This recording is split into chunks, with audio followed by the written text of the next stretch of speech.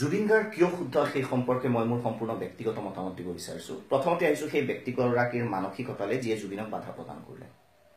কিছুমান এনে ব্যক্তি থাকে যিয়ে জনপ্ৰিয়তা অৰ্জন কৰিবৰ বাবে এনেধৰণৰ তেওঁলোকে কৌশল অৱলম্বন কৰে। জুবিন গাৰ্গ এগৰাকী জনপ্ৰিয় শিল্পী, কোনো সন্দেহ নাই, আৰু প্ৰায়বোৰ চেনেলতে সেই অনুষ্ঠানটো লাইভ হ'ব, সেয়াও সেই ব্যক্তিজনে ভালকৈ জানে।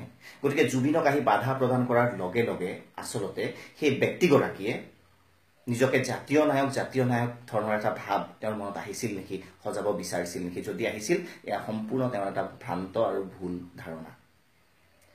দ্বিতীয়তে, মঞ্চত বিহু পতা অসমীয়া জাতীয় জীৱনৰ কাহিনীও পৰম্পৰা নাছিল। হয়, লতাশিলত যিদৰে সদৌ অসম ছাত্ৰ সন্থাই বিহু আয়োজন কৰিছে, তাত গৈ যদি জুবিন গাৰ্গে হিন্দী গীত প্ৰদৰ্শন কৰিলেহেঁতেন, হিন্দী গীত গালেহেঁতেন, তেতিয়াহ'লে মই প্ৰথম ভিডিঅ' আপলোড কৰিলোঁ হয় আৰু জুবিন গাৰ্গক সমালোচনা কৰিলোঁ হয়। কিন্তু বিহু যিহেতু মঞ্চত হৈছে, আৰু মঞ্চ কোনখন মঞ্চ? যিখন মঞ্চৰ আয়োজন কৰিছে, যিখন মঞ্চত পইচা দিছে জিঅ'নি মোবাইলে, যিখন মঞ্চক পইচা দিছে বিমল পান মছালাই, যিখন মঞ্চক ধন আচলতে আগবঢ়াইছে অসমক লুটি নিয়া বহিৰাগত চিমেণ্ট কোম্পানীয়ে।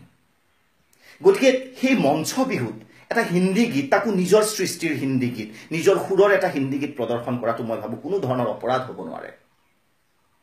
অসমীয়া জাতীয় জীৱনৰ, অসমীয়া সংস্কৃতিৰ ঠিকাদাৰ কোনো হ'ব নোৱাৰে, বিশেষকৈ জুবিন গাৰ্গৰ প্ৰসংগত।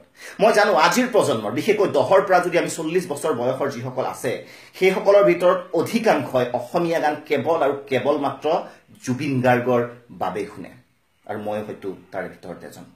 মই জানো এই ভিডিঅ' আপলোড কৰাৰ পিছত সমালোচনা হ'ব পাৰে যথেষ্ট, মই তাৰ বাবে প্ৰস্তুত। কিন্তু পুনৰবাৰ কওঁ, মঞ্চত বিহু পাতি যদি তেওঁলোকে সাদিনীয়া বিহু বুলি তেওঁলোকে উল্লেখ কৰিছে, সাদিনৰ বাবে যদি আয়োজকে পুৱাৰ পৰা সন্ধিয়ালৈ নিশালৈকে আচলতে ধুতি পিন্ধি যদি থাকিলেহেঁতেন, তেনেহ'লে আমি ক'লোহেঁতেন তেওঁৰ হয়তো ক'ৰবাত নহয় ক'ৰবাত এটা অধিকাৰ থাকিলহেঁতেন জুবিন গাৰ্গক সমালোচনা কৰা।